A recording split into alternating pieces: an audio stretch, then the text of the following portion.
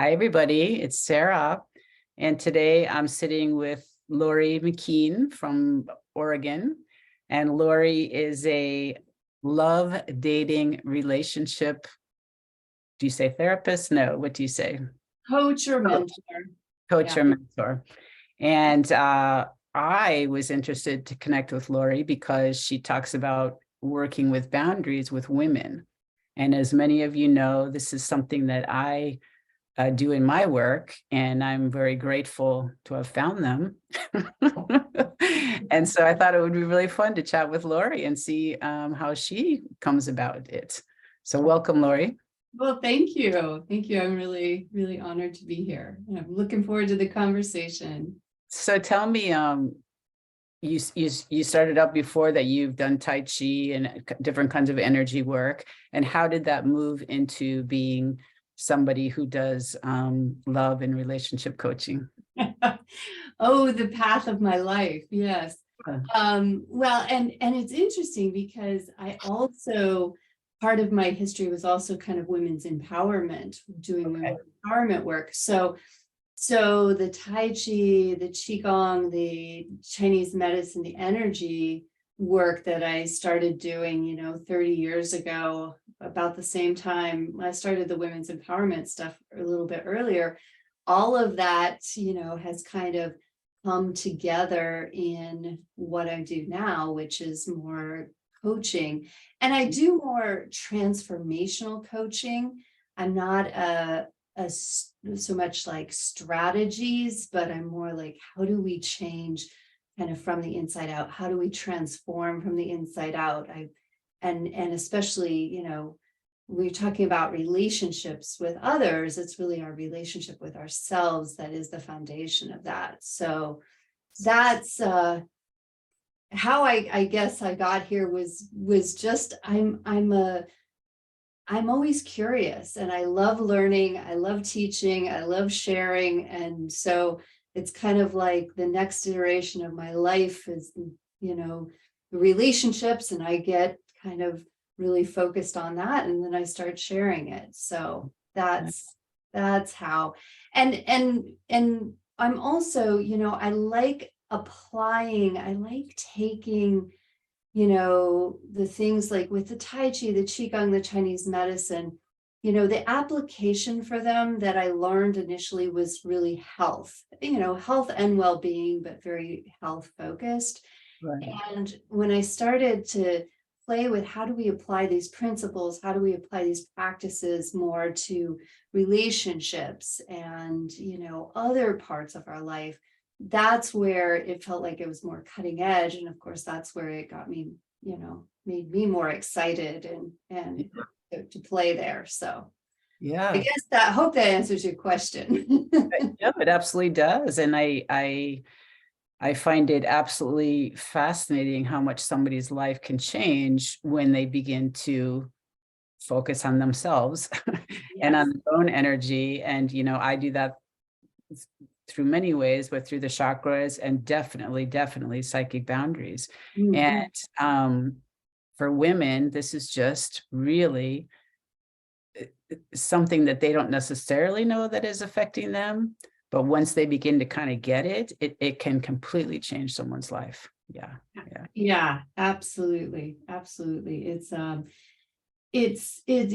really interesting thing. And I generally work with women who are, 40 or older that are in, having gone through divorce, the kids are gone, and they really are looking at a time in their lives where they can start to focus on themselves. Yeah. For the first time ever, they're like, oh, I'm not responsible for everyone else Yeah. Yeah. being and happiness. I can actually start to really focus on my own. And I think that is a very potent time for women, that kind of, late 40s, 50s and on, because of that change. It's there's someone I don't really know her. She's a writer. And I heard her, and I don't think she knows anything about this work, but I heard her talk about the difference between men and women are that men are just focusing on what they're doing, and that women have like 40 things going on at one time.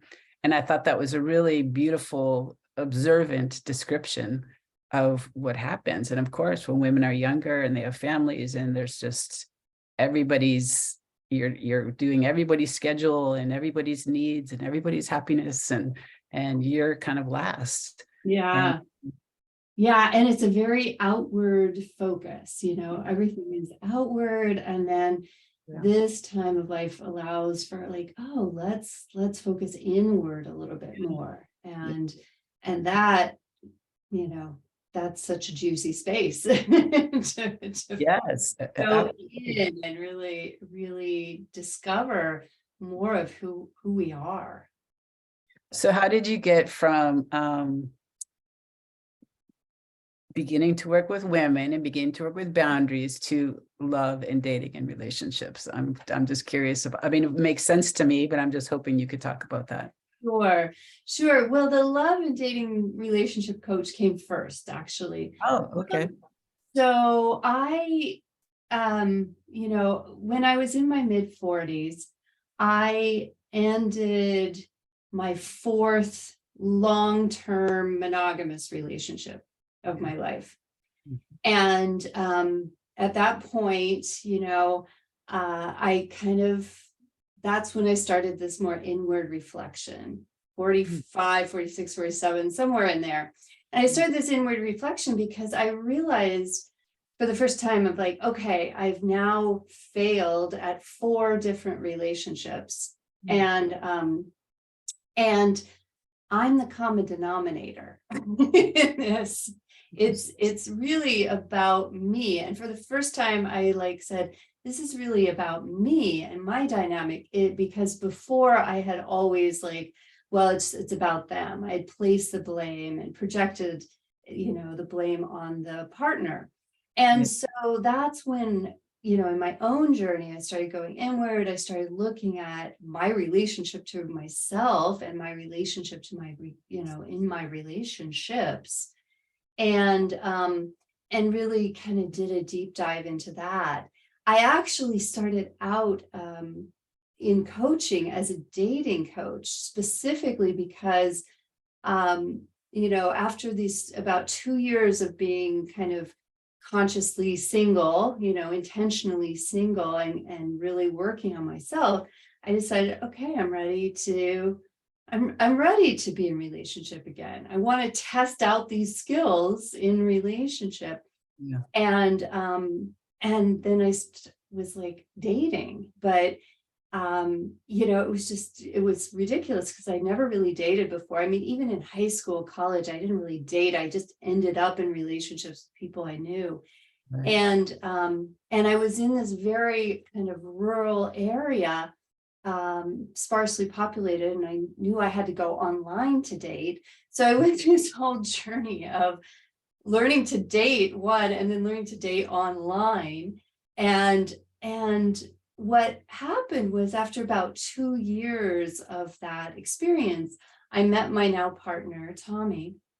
And I had been in this group of women, and they were reflecting to me, after these years of dating, they're like, Lauri, your experience with dating is so different than most women's, and online dating in particular, because I loved it. I had fun. I felt empowered by it. I was like, this is a great way to practice boundaries. It's a great way to practice clear communication. Whereas everyone else who was dating, of these women I was talking to, they were like, oh, it's awful. It's just a horrible experience. And so, this group I was in, they said, you really got to teach this. You really got to teach the dating part, kind of this empowered sense of dating. And so I started out with that, and then kind of moved into more relationships in general. A lot of my clients are women who are single, who are, wanting to kind of get relationship ready, really. And certainly part of that is learning boundaries and understanding boundaries. Yes. And, part of the work I do overall with the deep internal work is the foundation for boundaries anyway. Mhm. So yeah, and now I just happen to have a class that I'm, and I've gotten really excited about the boundaries aspect. So I've been Mhm. talking a little bit more about that. But Yeah, that's kind of the journey for me through right. this topic. Yeah. Good for you. It is interesting that to be able to go out and be playful about it. And I think sometimes when we just want something so bad, and especially if you don't have boundaries, this is where people can get into trouble, right? Oh So yeah. Absolutely. There's all sorts of, mindsets and energetic skill sets and, various things that, I could apply from my background with, especially with energy. I could apply that to the journey of dating and then to relationship. And, when I did that very consciously and intentionally, that changed it totally changed my experience of yeah, dating and relationship. wonderful. Yeah. Yeah, that is really wonderful. I find with a lot of people that I work with, students, clients, it, they don't always understand how energetically different men and women are. Yeah. And women are used to trying to relate to men the same way that we relate to each other, and Mhm. it's just different. And then we take the signals like really personally. And I just go back to how that woman described the difference between male and female grounding, Yeah. and once you really begin to understand, it frees you up. I think it frees you to be more yourself. Yeah, absolutely. And yeah, I agree. It does free you to be to really, rest in and accept the feminine aspects of ourselves. Yes.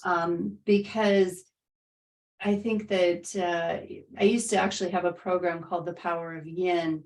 In that yin, that feminine aspect is so misunderstood in this culture and so devalued that, and it's devalued because it's seen as weak. And really, it is an incredible power in and of itself. And especially when we have the ability to kind of harmonize it with the more masculine aspects of ourselves, because we do have both masculine and feminine, energies. Most women, most people in female bodies tend to have a predominance of feminine energy. And most people in male bodies tend to have a predominance of male or masculine energy. Right. And when we can honor that feminine energy and really lean into it, rest into it, yeah, it's a totally different thing than devaluing it and trying to be more male or trying to, um, you know, be the same as the masculine that's more valued. And I mean, even before you said that about the yin, I'm thinking to myself, our society is so afraid of that feminine energy and that feminine power. And so it's been sort of squashed down. And what I see is now it's almost so distorted. And I see that a lot in young people, that Mhm. feminine, it's so distorted. And Yeah. I think by the time you get back into your 40s and you begin to really feel what that feminine energy is, it's very, very freeing and so, so powerful. And Yeah. and as you begin to feel that, you begin to understand that there are a lot of men who really, really enjoy that creative feminine energy.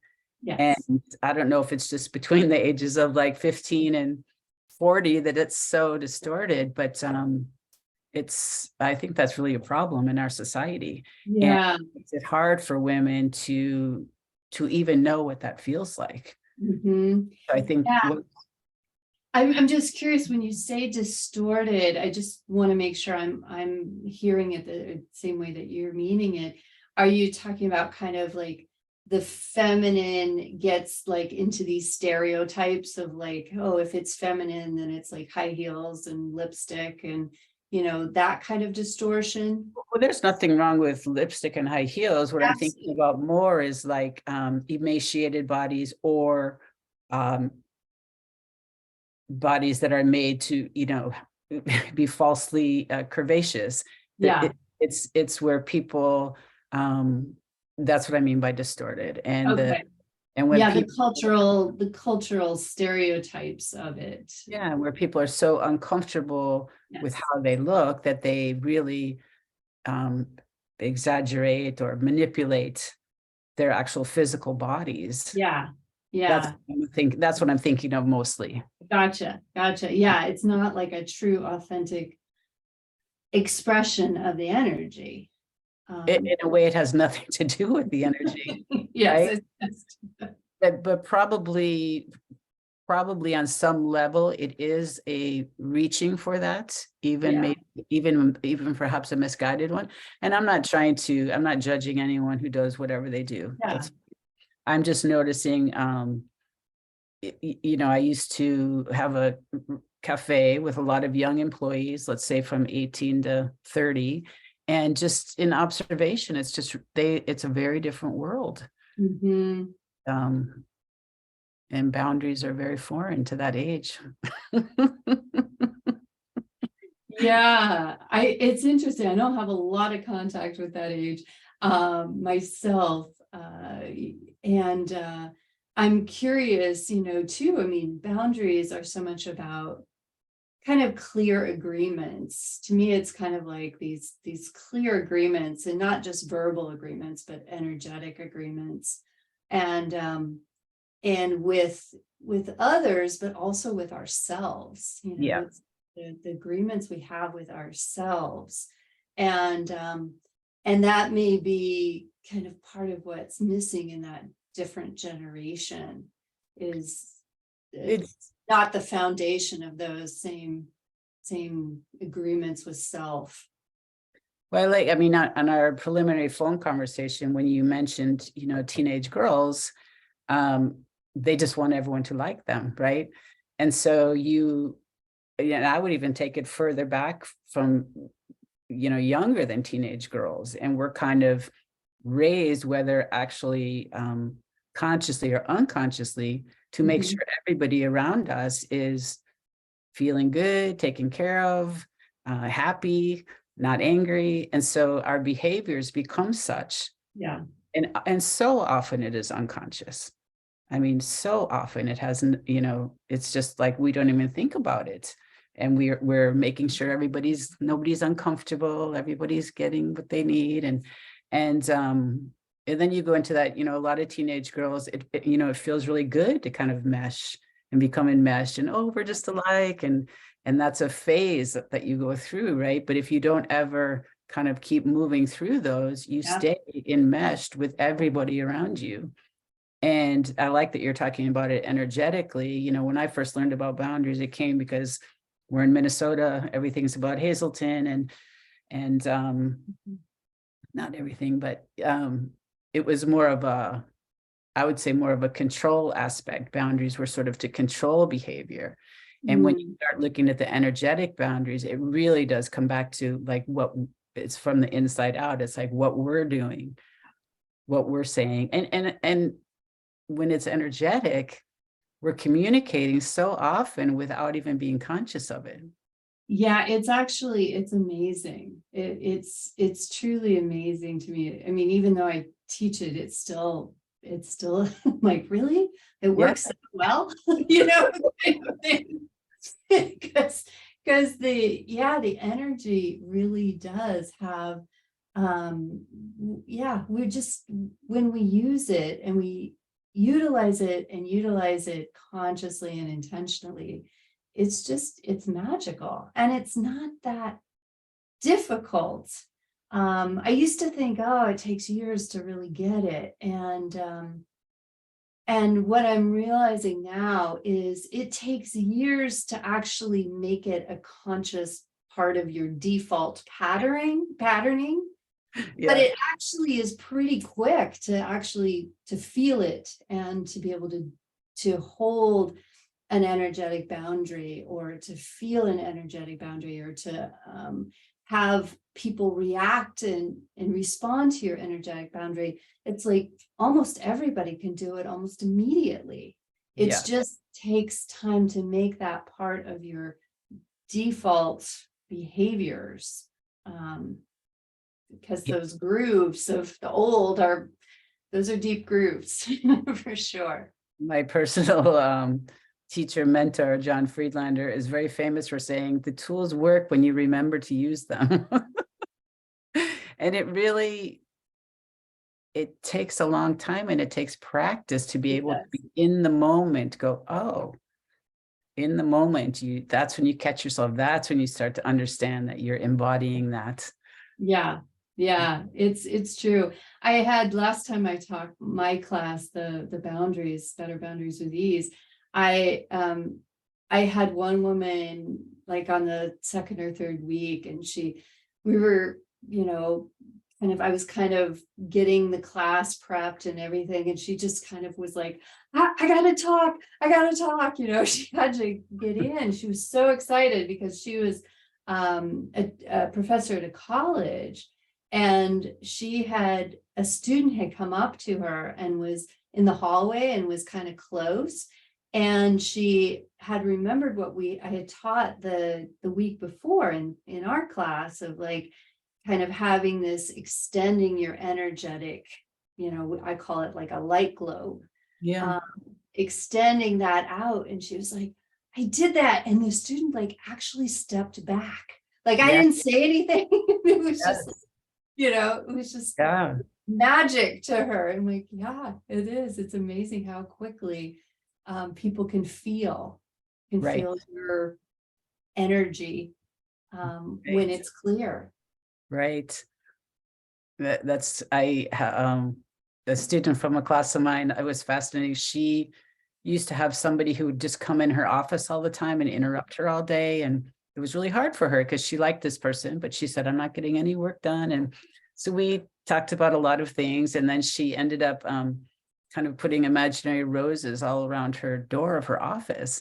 And the next time she came back to class, she said they were just outside, like pacing back and forth outside the office. They didn't actually enter. And it was so cool. I mean, it really is we have signs on us, invisible signs that just say, yes, I'm available to everybody, or you can put a sign up and say, check with me, knock. Yeah. Yeah, absolutely, absolutely. And what a amazing, empowering thing to be Yeah, able to switch that sign to, not available, respect me, whatever it is. It's such an empowering tool in so many ways. and do you have so once we learn that, sometimes the next step is not everyone around us is happy. Right? How do you deal with that? Yes. Well, it's interesting.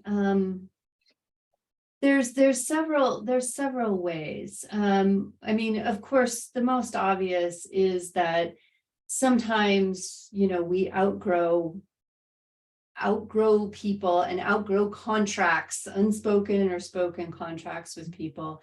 Yeah. And and part of life is shedding, shedding old identities. We shed our skin, we have to be able to sometimes let go. Yeah. And I think that is important, and that in and of itself is an amazing lesson to be able to kind of let go and deal with loss, because that is part of our experience. It's part of what we're here for. Mhm. The other piece, though, is that I find that when we reframe, there's as people start to work with boundaries, and they start to feel like, I'm worthy of having this boundary, or it's okay for me to have this boundary. they can start with that point, and then there's an assumption that the other person's not going to like it or they're going to get mad. And if you start with that assumption and that mindset of they're not going to like it, they're going to be unhappy with me, I think that's a problem because I think that ultimately it's likely to come true. So I really kind of embrace this. I have a mentor who uses the phrase with manifestation, for me, for you, for us. And I like to adopt that with the boundaries as well, of like, okay, here's a boundary that I am now deciding is important for me to hold. And it's for me, for you, for us. Right. And I'm not going to kind of imagine what the outcome is. I'm not going to try and control the outcome. I am just going to set the intention for the best possible outcome for both of us or all of us. Yeah. And to create that mindset and that energetic foundation, I think is really important. Absolutely. And sometimes it may be like, the outcome isn't happy, and it's like, oh, it's awful. Well, it might be awful for a month. And after a month, you might realize, oh my gosh, it's the best thing that ever happened for all of us. Right. Agreed. And I don't think that always happens, but sometimes I'll have people say, well, I had a really good boundary and he got really mad. And it's like, yeah, you're different. Now he has to behave differently. And Exactly. I always try to tell people that in fact, boundaries help the other person because it helps them to see where they are as well. Yes. If we're just all enmeshed, nobody really knows where they are. But if you say, this is me and this is what I'm comfortable with, then it forces the other person to kind of bump up against themselves. Yeah. And I think that's when in optimal situations that can really allow things to blossom. Absolutely. The transition period might be a little bumpy, but yes. but it is, of course, nobody's going to just, you'd be happy about a change all of a sudden, but often it really leads to something that works for everybody. Yeah. In the best interest of everyone. And like you say, sometimes situations change and we move on. That's not always the case. It doesn't have to be the case. And you have to be. But as we change, we become different. And as we become different, people around us will change as well. Yeah. It's for me, it's kind of it's almost like boundaries are almost like a spiritual practice in some ways. Absolutely. There is a certain amount, of course, of all this internal work, internal viewing and understanding. And then there's also a surrender that happens where, it's that like, this is really what needs to happen for me.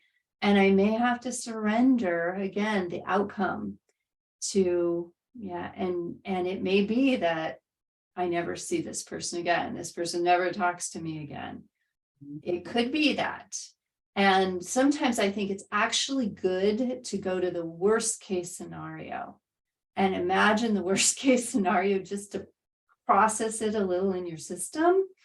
Not to hold on to it energetically, but just to kind of go like, if my worst case scenario happened with me holding this boundary, would I be okay? Would I be okay?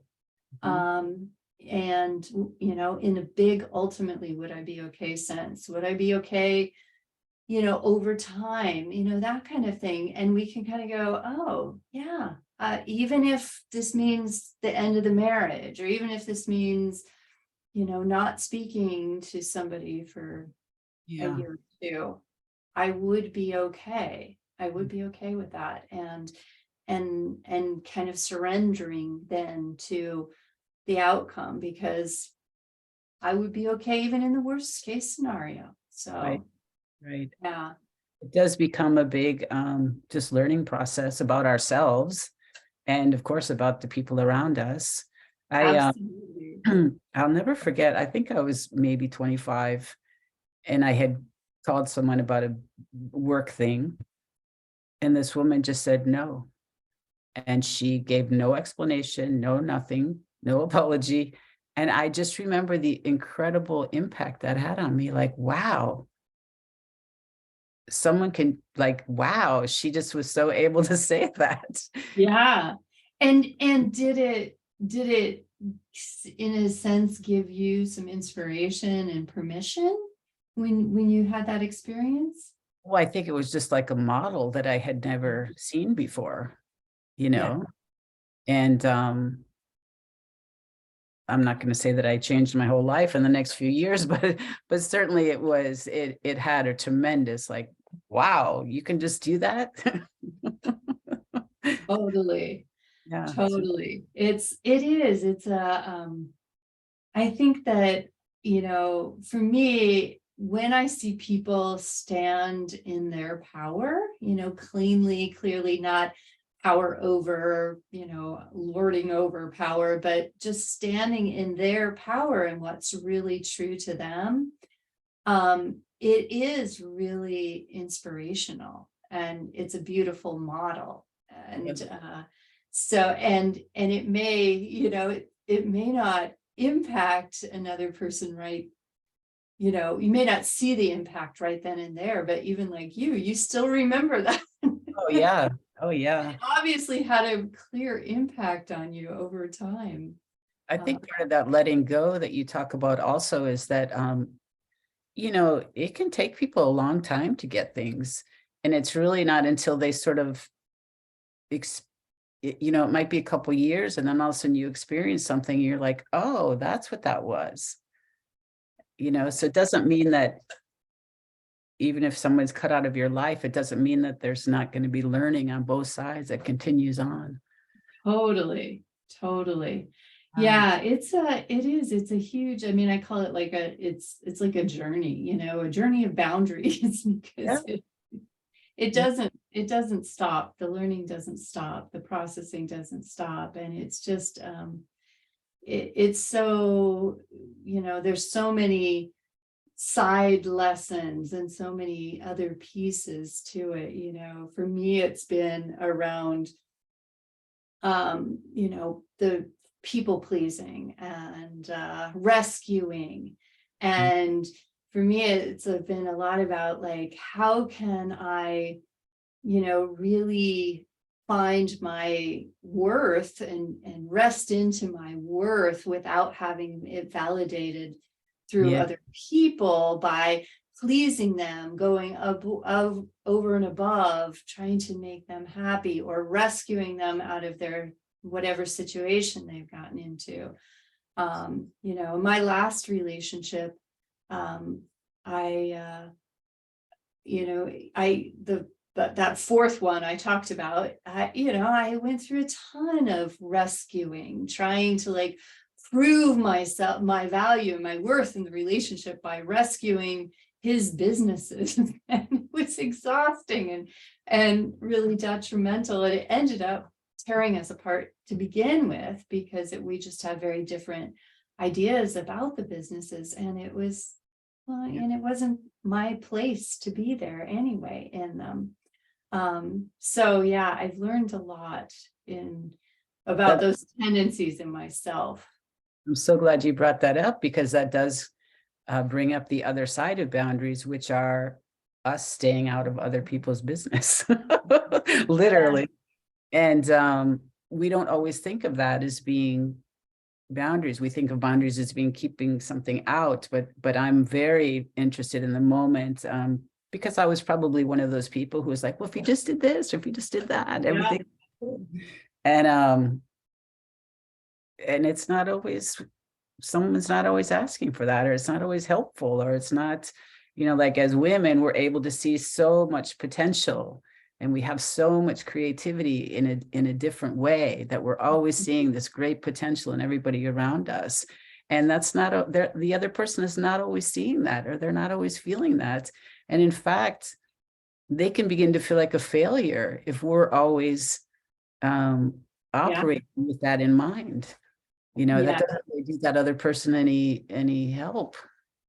absolutely, absolutely. And it's part of their lesson is either that failing or that struggle that they're in. And if we go in, again, without boundaries the other way, if we just go in and try and fix everything, which I Yeah. think, women have been a little programmed to do through motherhood, um, then that causes a lot of issues. So yeah, it's really the art of relationship, the art of clear, clean relationships. Boundaries are. I really love thinking about them in the positive, and not the like, no, don't cross my boundaries, but instead, where is it that we can intersect and meet in a very, empowered, clean place. I think there's just so much potential in this conversation about boundaries and the practice of boundaries for just creating phenomenal ways of relating and Yeah. interacting with one another. Yeah. And and beyond the are we, beyond the like survival part, there's a survival part of boundaries, Oh, and yeah. like elevating them. You can still play with boundaries, but they can be in this elevated realm of how do we really thrive, just boundaries that help us thrive in our lives and in Yeah. our lives. Yeah. That's That's it. pretty exciting to me. Yeah, and I'm really glad you added that, because I think we have been under that guise that that we have to do that and to keep someone out and sort of control behavior. But if you start to look at it of like, well, they can do whatever they want, this is what I'm willing, or this is what I can do, or this is, you just sort of set, but then you have to let go of that, and you have to let them do whatever Yeah. it is they're going to do, which oftentimes can be really challenging, right? Because we want them to do what we want them to do, and Yes. it's a whole different part of letting go. Yeah. Back to that surrender, and Yeah. yeah, this dance of where are we all connected, and where are we, in our autonomy, our individual autonomy and sovereignty. And I come from that, again, that yin yang background of like, the polarities, and how do you dance with the polarity of being kind of, again, that sovereign autonomous person, and really connected. And if you look at it spiritually, how ultimately all one, and boundaries are a fun playground for that. Nice. that That's a exploration. beautiful image for that. And it really is, for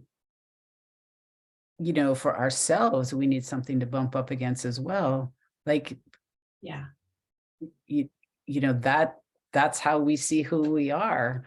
And that's how we decide what's right for us and where we want to go. And if you're never sort of bumping up against something, you're always kind of enmeshed. You're just sort of in this gray area. Yeah, Right? absolutely. Absolutely. It was really funny because I caught myself, in my relationship now, my partner, he's a carpenter, a woodworker, but he also does beautiful pieces of art out of wood.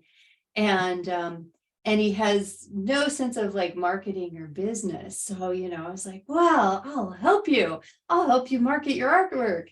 And it was really interesting, like watching like, okay, where is the line of helping and encouraging, and where did I start bumping up against the line where I was like starting to try and rescue again, for myself. And it was like, okay, I really had to reflect, Yeah. like, how much am I trying to do this for me and to prove myself and to control what he's doing versus offering, just an offering of help. So yeah, it's we bump up against stuff when we're just not paying attention. Those bumps are a little softer when we're paying attention. That's right. That's right. It They're doesn't still go a little away. bumped, but it's like, oh yeah, I'm back here, aren't I? Okay, let's. Yeah, it's like that spiral, right? You keep coming back around, but you know a little bit more each time. Each time you come Yeah, back. Yeah, totally, totally. thanks Little for bit. catching yourself. And Yeah, I mean, let's be fair. Some of that comes from, maybe you just think it's really beautiful and you really appreciate it and you see that potential. But then what you catch yourself is he's got a job. He just does that for his own enjoyment. I don't know. I'm just making this up, right? But for us, that's important to allow someone to decide what they want. exactly. Exactly. And I know it's, the hardest places for that is with kids. And I don't have kids. I've had a lot of conversations about it with friends and also students or clients in my program who, have kids and that, I don't pretend to have the answers there. I don't pretend to have all the answers anywhere, but that's a tough one because really as a parent, you are, responsible for controlling them, guiding them just to, a certain degree.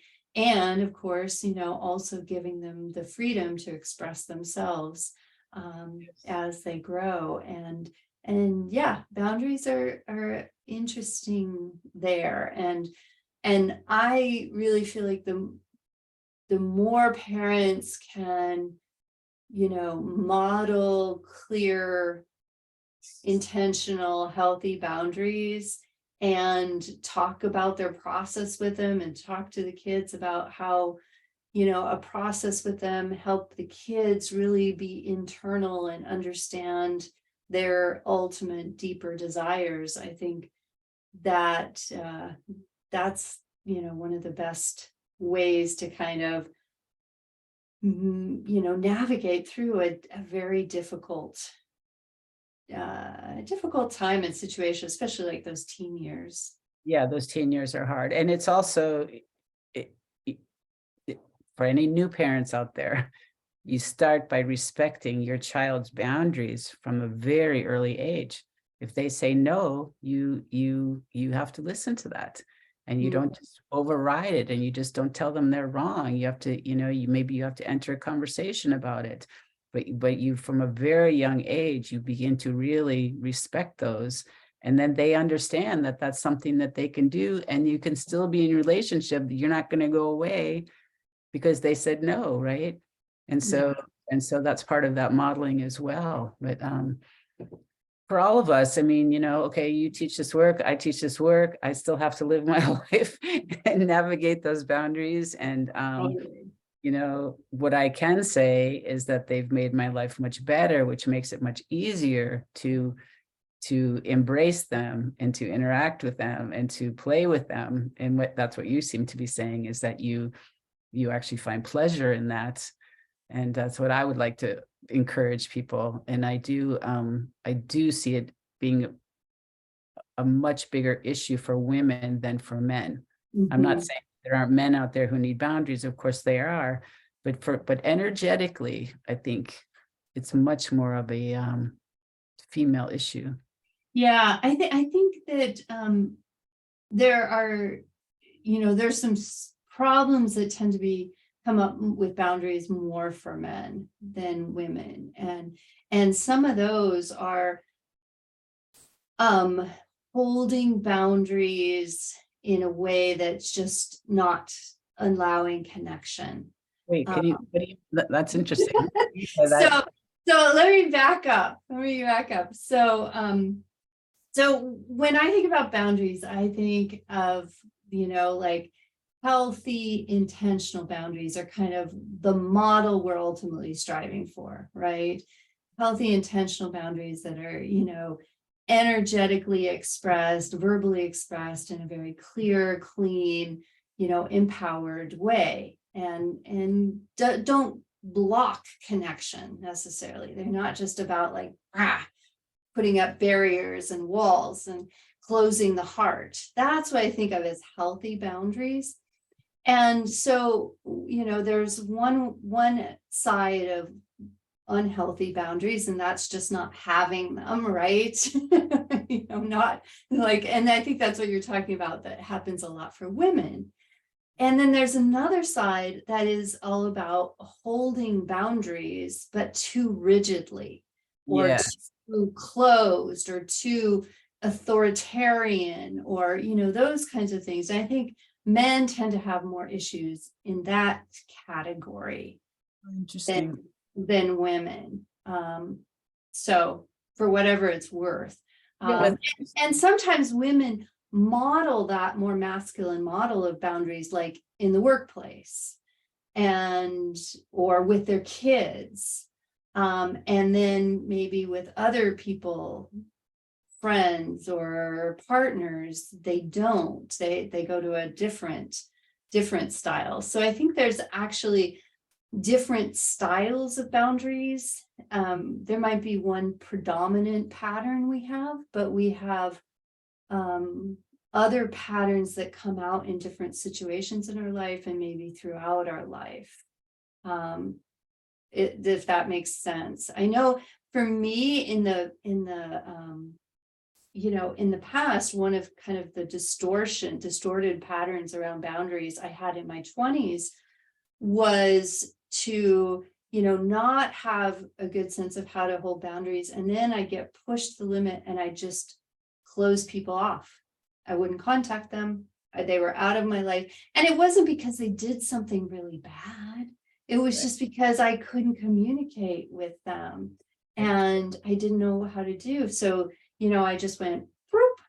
yeah, I didn't answer their phone calls. I didn't give them any explanation. yeah. And so that was one of the ways it manifested, unhealthy boundaries manifested in more that closing. And then, I described like more in my 40s where it was more rescuing, people pleasing. Yeah. So it just, I think there's many different ways we manifest not the healthiest boundaries.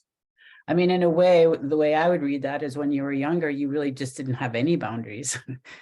And then it would get to a point, right, where you kind of had to ghost or collapse. Yeah. And then as you got older, it went the other way and you got into other people's space. That's the way I Yeah. read. Yeah, but it's both sides are absolutely true. And to go to your point of that people have different patterns, I think it's really important for people to remember that boundaries can be sort of flexible in a way. And as relationships change and as we change, the boundaries maybe begin to change as well. And so it's not always that you have to have this really hard and firm, once you begin to build a certain amount of trust with someone, sometimes you can relax that boundary a little bit or shift it. Yeah.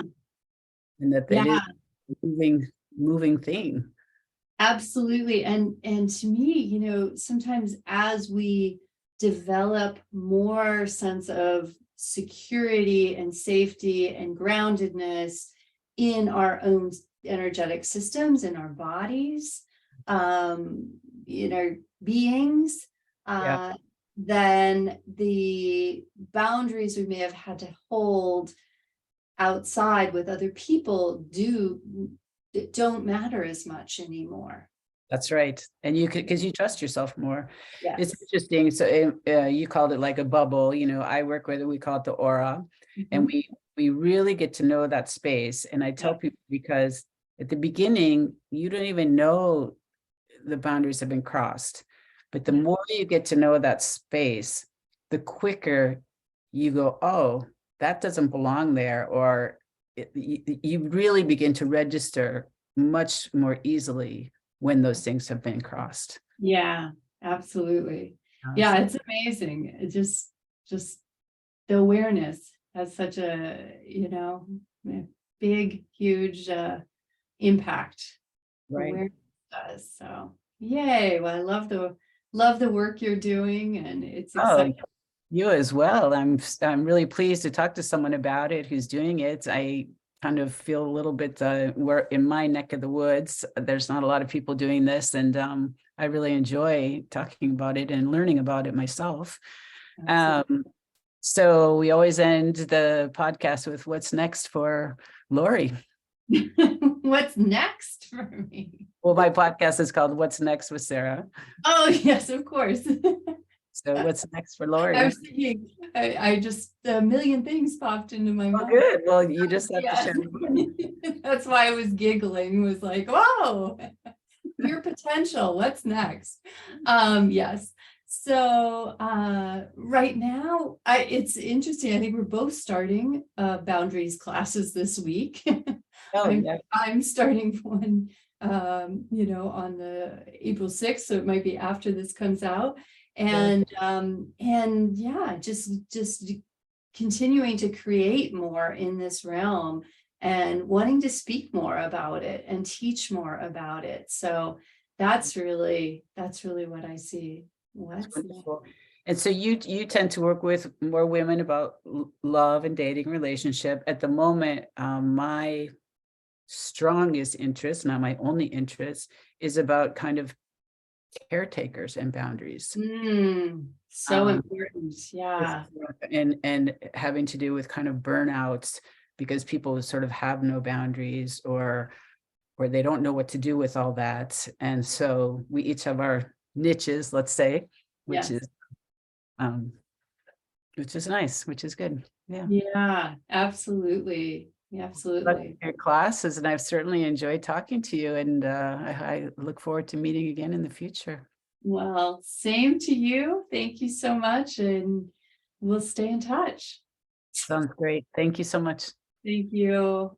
Hey, everybody. Thanks for listening.